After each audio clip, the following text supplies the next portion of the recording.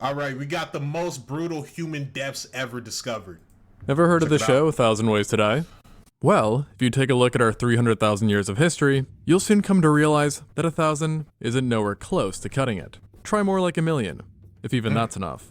And through the ages, people have had to endure some pretty painful demises, some of which were definitely worse than others.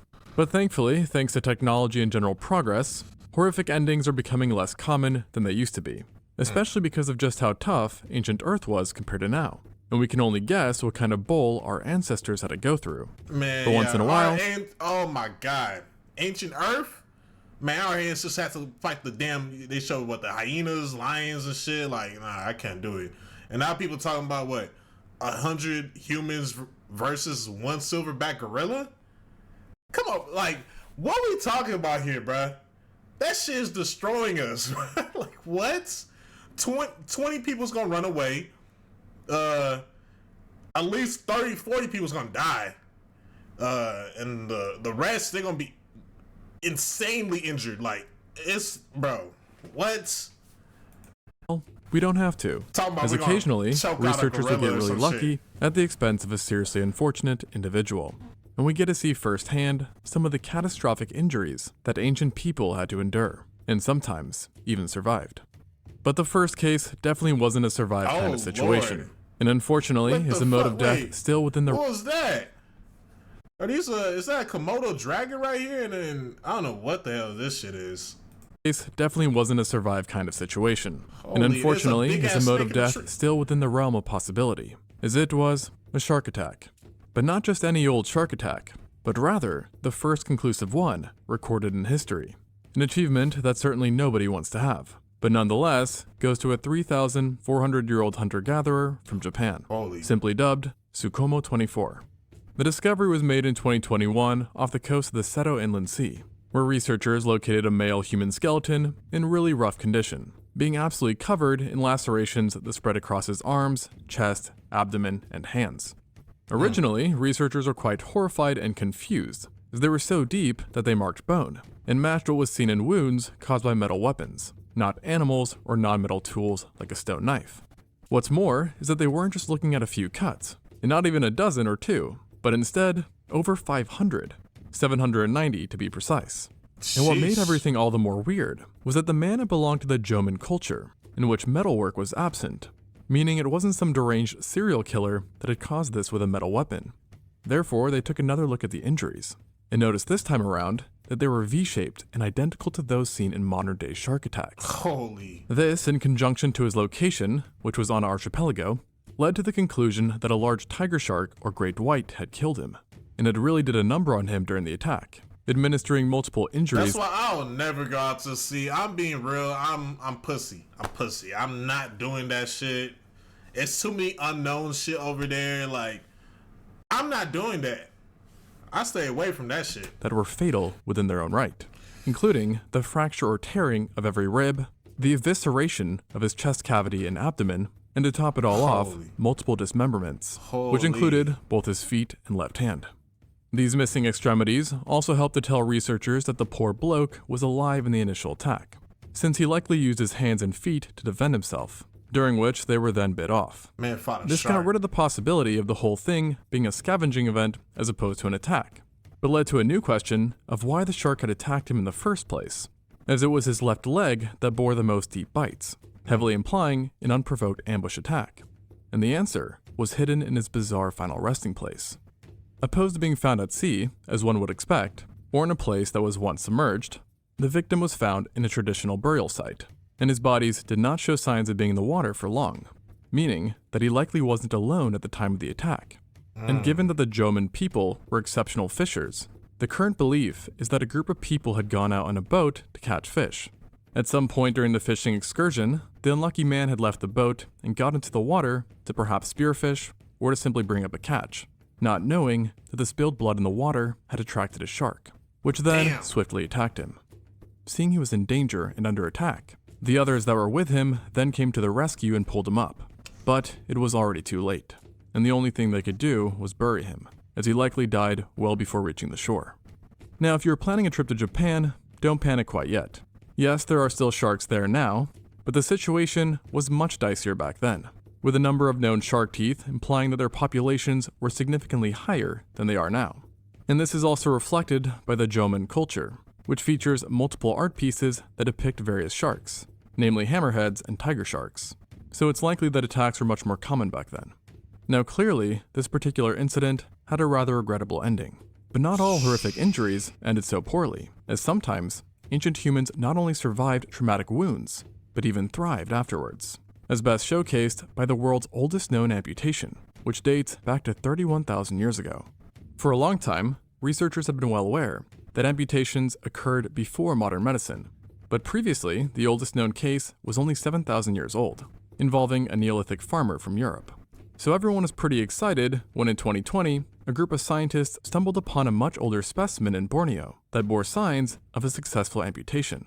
The individual in question was found in the Liang Tibo cave, and notably was missing its left leg and foot. At first, there was an idea that it was lost in some traumatic accident, which then possibly killed the individual.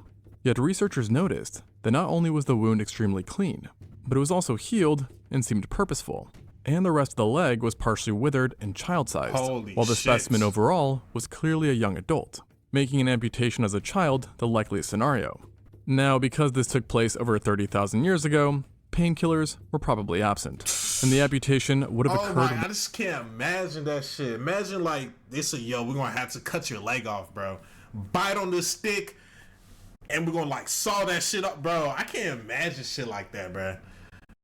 Oh my god. And then they gotta burn that shit up to like seal it. Oh my god, nah. The sharpened stone tool. Thank God we're born during this time. Like, sheesh. And yet somehow, the ancient surgeon not only managed to finesse their way around veins, arteries, nerves, and tissue, but kept the area completely free of infection. A feat still impressive by modern standards, as some studies report an infection rate of up to 40% after major amputations. And the prehistoric individual went on to survive into adulthood, only dying in their 20s from something unrelated and currently unknown. But now, this all begs the question, why did they need an amputation in the first place? A possible idea is that it had something to do with the area that they lived, as the terrain surrounding the cave is extremely rugged, elevated, and littered with large rocks and cliffs. Therefore, the person could have taken a particularly nasty fall or got hit by a rock that mangled their leg to the point that amputation was necessary. And while it's thought that they survived for nearly a decade after the incident, it would not have been easy, as they still needed to navigate a mountainous area with just one leg. And therefore, they must have relied quite a bit on others for care, demonstrating one of their earlier cases of human compassion. But alas, we also know that humans in the past, and present for that matter, can be quite cruel. And you'd know this all too well if you saw my recent video about the Neolithic bottleneck. That was a period of unusually cruel violence, which could be downright horrifying to say the least. And one of the worst cases of it was seen in the girls of St. Paul Troy, Chateau, France. This grisly discovery involved 3 women who were found buried together back in the 80s, but dated to about 5,500 years ago. And only recently did scientists unveil that a cruel sacrificial ritual had taken place. In total, 3 victims were found, and yet 2 of them were buried in very contorted positions and stuffed into very tight spaces, while being completely covered by heavy grindstones, likely meant to keep them down and from moving, signifying that these 2 had been buried alive and against their will. Oh my god, that's the worst way. Oh shit, getting buried alive. Ah, fuck. And it's tied up like a damn turkey or some shit. Or a fucking rotisserie chicken, like, damn. Furthermore, the positions of their arms and legs suggested that while decayed now, a rope had at some point not only bound them, but tied their legs to their necks, causing them to involuntarily... That's a rotisserie chicken right here, bro. Oh, nah. Strangle themselves. And coincidentally, mirroring a torturous killing tactic sometimes used by the Italian mafia, named incapacitamento. However, while mafias do it today for revenge against traitors, these Neolithic murders were some sort of agricultural sacrifice, as they were buried in a structure that mimicked a silo grain, and the 3rd woman was buried on top of them, unbound, and above the stones, presumably for symbolic purposes. The location was also quite peculiar, as it was built in a way that during the solstice, the sun would shine directly onto the silo. So in other words, whoever was behind this was quite twisted, yet unarguably well organized. Now, a less organized, but more strange and rare killing took place not so long before this. However, this incident occurred on the other side of the world and involved the only known prehistoric sapien to be found in a tar pit, the La Brea Woman. In case you didn't know, Los Angeles is home to the La Brea Tar Pits, which is actually an active paleontology site that has served as a predator trap for tens of thousands of years, as animals who got stuck in the sticky tar would in turn attract many unknowingly doomed carnivores. And it is believed to be up to 50,000 years old. And through the years, paleontologists have recovered thousands of iconic Ice Age specimens, like direwolves, ground sloths, saber-toothed cats, American lions, mammoths, mastodons, and then primates. Or rather, a primate. To be specific, a lone woman. Believed to have been between 18 to 30 years old at death, the La Brea Woman is a well-preserved skeleton that consists of cranium, mandible, and postcranial material. In life, she likely stood around 4 feet 10 inches, or 1.5 meters tall, and lived some 10,000 years ago, or based on her dentistry. Wait, how do they be doing that though? Like, how do they like calculate the age the person is, a certain person is? Like, they know exactly. They give it a range 25 to 30. How the hell they do that? She sustained herself on a diet heavy in stone ground meal that apparently led to tooth issues and could have caused quite a bit of pain in life. But putting all that to the side, the biggest issue obviously had to do with her being buried in a tar pit. That's you see, crazy. This was quite odd, as Paleo-Indians were definitely well aware that such a pit was dangerous and best to be avoided, which led researchers to suspect that she had a rather nefarious helping hand in ending up there. And upon further examination, they did indeed find that her jaw had actually been broken, while her skull had been fractured and possessed a small hole in it, indicative of a powerful strike, and not one that came from an animal, but rather from a quote-unquote fellow human, which if accurate, would make her LA's oldest known murder victim, given the age of the skeleton. And though highly debated, it's been hypothesized that given the location, that she had belonged to the Chumash people. Yet why she was attacked is not known, nor if the attack came from her own group, over personal discourse, or if it originated from a hostile party that was looking for resources, and potentially viewed her as a threat. Additionally, even though her wounds were almost 100% guaranteed to be fatal, given the level of medicine at the time, it's not clear if she had died first and then was dumped in the tar pit, or if she was thrown in there while wounded, but actually died from sinking under and suffocating in the tar. Now obviously... both of them ways is horrible. Golly. If I had to guess, they probably left her alive a little bit and then dump her into the tar. Yeah, neither are good ways to go. And honestly, I'm not sure if I'd rather get bonked or drown. And unfortunately though, we know that definitely happened with another specimen, who is now known as the first modern human that we know of to have drowned. And ironically, he did so in one of the driest places on Earth, the Atacama Desert. This harsh and unforgiving region is found in Chile, and is perhaps the oldest desert on the planet, meaning that at any rate, this Neolithic man who dated to 5,500 years ago still lived in the area when it was absolutely bone dry. Yet his body was found in a round stone structure on top of seashells, which does kind of make sense because he lived on the coast, meaning that water was accessible. Originally, scientists weren't sure what happened to him, as he wasn't super old, being about 35 to 45 years old at the time of his death, and he didn't have any clear fatal injury or disease either. However, because he lived close to the sea and was buried with lots of shells, there was a thought that he drowned. But how does one figure out if a 5,000-year-old plus man drowned or didn't, with just bones? And surprisingly, you take a look at those bones and look for diatoms, which is basically any member of a large group comprising of several genera of algae. And alas, diatoms were indeed found in the skeleton, implying that he drowned. And let's just say, damn, man, the bones really just tell everything, bro. That shit is so crazy. Science is amazing. Unpleasant Science sign, is amazing. Because the only way that diatoms can end up in one's bones is that you inhale water such that when it reaches the lungs, your pulmonary alveoli rupture, where then salt water rushes into your bloodstream before making it into your bone marrow, and hence the presence of these algae. So, a very brutal ending for an already harsh life. As it turns out, the man was already in very poor condition, showing signs of having arthritis, bad enough to damage his bones. And his legs are roughed up as well, suggesting a life spent squatting, perhaps to harvest shells. While his arms and shoulders were further messed up, reflecting a life rich in swimming, rowing, and harpooning, which matches the assumption that he was part of a coastal community. And just for a cherry on top, he also appeared to be extremely iron deficient, an ailment that was chalked up to a severe tapeworm infection, which can be common in mishandled fish. And just to make everything a tad bit more tragic, it turns out that he did not die alone, but with 3 others. Another male, an adult female, and even one infant. Ooh. Radiocarbon found that all 4 had died at the same time. But how, you might ask? Well, they lived in a very seismic area, and so it's believed that an earthquake and then a subsequent tsunami is what did them in.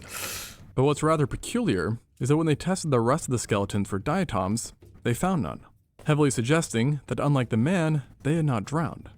And so now, while it's still possible that an earthquake had killed them from the non-drowning related dangers, it is now less likely that a tsunami and earthquake is what did them in.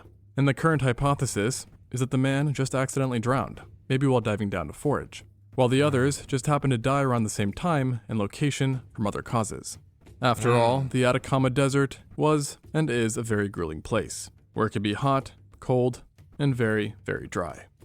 Although it should be said that Earth back then was also just in general tough, disregarding location, and sometimes we humans made it more painful than it already was and had to be. Man, just think about it, bro. Like, think about all the times we could have been born, but we decided to be born this time, this era, bro. Like, man, we're like really lucky, like deadass, we're really lucky as hell to be born during this era, bro. Like, we could have been born here, like, and no Wi-Fi, none of that. Like, straight up outside. Like, we could have been battling damn saber-toothed tigers and shit, or like big ass iguanas, but we're born here. Crazy. I mean, just take a look at this guy, or this girl, or really any of the other 38 humans found in France with holes in their skulls. What the fuck? What you're looking at is not a mass murder crime scene or even warfare, but rather a poor attempt at surgery, also known as trepanning, which, as the skulls show, involved drilling a hole into one's head, and was perhaps Homo sapiens' first widespread surgery. Unfortunately, No way. the site in France specifically dates to about 6,500 BC, making it one of the oldest, if not the hell nah! Oh, hell nah! They're not drilling a hole in my head like that. See, this is what I'm talking about. We could have been born during this time where they're just drilling people's skulls. You know how, bro, we're so lucky. We're so first lucky. cases of trepanning that we know of. But it was by no means isolated, and multiple sites have been found with evidence of this strenuous procedure, supplying us with an abundance of brutal fossils. Bro, he deadass drilled a continent in his head. Oh, With some studies even suggesting that up to 10% of all Neolithic Damn. people underwent this treatment, if you can call it that. And in the French site, it was closer to 33%. that's Australia. That's Australia in this man's skull. Oh, And given the super high rates, you'd assume it was pretty safe. But no. It's about what you'd expect from drilling a hole in your head. And less than 40% of the skulls showed any signs of healing, meaning more than 60% died, with the main ways of death likely being infection, blood loss, and of course, trauma to the brain if the surgeon went too deep. And even if they were in the metaphorical clear, no, we healing gotta see this shit if the back. surgeon went Bro, nah. He said, hold on, let me cook. Let me grab the rock, get the stone. We're gonna bang that shit in his head. too deep. And even if they were in the metaphorical clear, healing was no joke, often taking several months for the area to close up. And even then, it was likely you'd still feel awful. Plus the fact you had to endure the surgery itself, which definitely took place with no painkillers or anesthesia. Now, to do the surgery, it's thought that sharpened stone knives, or in some cases even seashells, were used to carry out the procedure, and people at virtually every age were found having done this. And so, looking at the widespread nature of this procedure, you might ask, what was the purpose of this? Well, basically anything, according to some. Potential reasons included spiritual purposes, treatment for epilepsy, relieving head wounds, which were more common at the time, courtesy of ourselves, or it could have been done for something as simple as a headache. So basically, if you I'm wake not banging my head. Ain't gonna, that migraines be killing me though. I ain't gonna lie, but man, it gotta be something else. up in Holy ancient shit. times and you have a throbbing migraine, best to keep that to yourself. And perhaps Yeah. surprisingly, or maybe unsurprisingly, this surgery remained popular for quite some time, and actually is still carried out today, just with a bit more precision and only done in select cases. Not to mention, we now have much better management for the procedure and pain. Damn, we still do And it. speaking That's of crazy. pain, that's something we seem to have left behind too. Of course, it's still a thing, But I The more mean that Legos. life used to be so much more harsh and agonizing due to lesser technology. I mean, just ask the girl of Ukter Moor, affectionately known as Mura by some. She is an Iron Age specimen that is also a bog body. In other words, a human that was found and sometimes naturally mummified within a peat bog. And just in case you're wondering what that is, it is a wetland that has accumulated peat, surprise surprise, and other decayed organic material.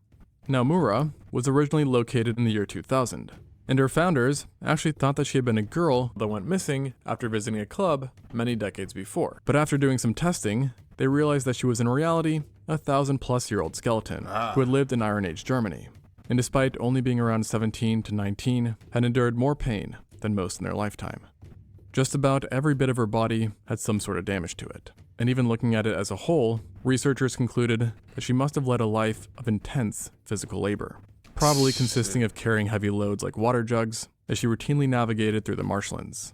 Then her head had not one, but two severe fractures that had healed over, demonstrating brain injuries that might have come from attacks by hostile people or even people within her own community, with her shape reflecting blunt impacts. And we do know that head trauma and violence were a bit more common during the Iron Age, but at any rate, she definitely survived that specific ordeal. Yet she likely suffered from frequent headaches and potentially other neurological symptoms.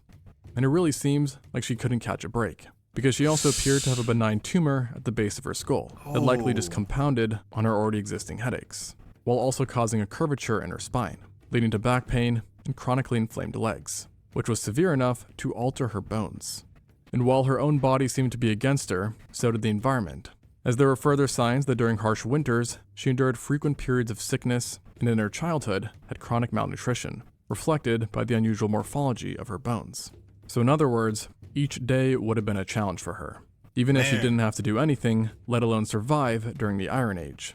And she clearly did not last long, because even 19 was considered below the life expectancy, which at that point hovered at around 26 years old. Now, we don't know what killed her, but it's believed that thankfully murder was off the table, considering that there are no clear signs. And right now, it's tentatively believed that she died in a freak accident. However, one mystery that remains is that she was found alone and naked, with not even any objects or jewelry being associated with her, suggesting that someone had altered her body after death, and then presumably buried her into the bog. Which again makes one wonder, why? Why not just bury her on land? And the answer is that maybe they were trying to hide something. And sadly, not even in death did Moore get a break, as when she was recovered back in the day, it was done accidentally after a machine had scooped up her remains, but not before ripping them into 100 different pieces that needed to be stitched back together. So with that example alone, I think we can conclude that life can really just be dang hard, which is a fact shared by what is currently the first known victim of the plague, a 5,000-year-old hunter-gatherer from present-day Latvia. He showed signs of having died around the age of 20, and likely did so after being bitten and infected by a rodent. That unassuming bite would one day come to doom him, as it happened. Oh my goodness, bruh. And infected by a rodent. That unassuming bite. I'm sorry, I hate all kinds of rodents, bruh. Squirrels, yeah, rats, obviously. Fucking, yeah, I hate every damn rodent. I just hate how the way they look, their teeth, like, I just hate how they look, bro. Bite would one day come to doom him, as it happened to be laced with a bacteria that humanity knows all too well, Yersinia pestis. In other words, the bacteria responsible for the plagues, like that of Justinian and the Black Death. So, not good. Now, when you get the plague, it usually comes in 3 different forms: pneumonic, septicemic, and bubonic. And while we don't know which one the man had, it clearly killed him, and unbeknownst to him, would proceed to kill over 100 million other people through the years. Which is crazy. I mean, seriously, nature just seemed to be more messed up back then. And I already know I mentioned it, but we as humanity seem to follow that trend, especially during the Neolithic. And there's a buffet of mimed skeletons to choose from that time. And that pun is intended because many of them showed signs of cannibalism. Additionally, we also have nicely preserved specimens that show us that one could go through dismemberment, decapitation, being burned alive, stabbed, bludgeoned, shot with an arrow, or sometimes a combination of all these things together. And obviously, while violence still occurs, in many ways it is comparatively much more tamed in the present, And I should also mention, there is also the trend of doing this to large groups, as well over 100 mass murder sites are known from throughout the world, showcasing ancient man's enthusiasm for violence and creativity and cruelty. Maybe the takeaway is that for all the flaws of the present, maybe today isn't so bad after all. I'm telling you, we lucky as hell, man. We is lucky.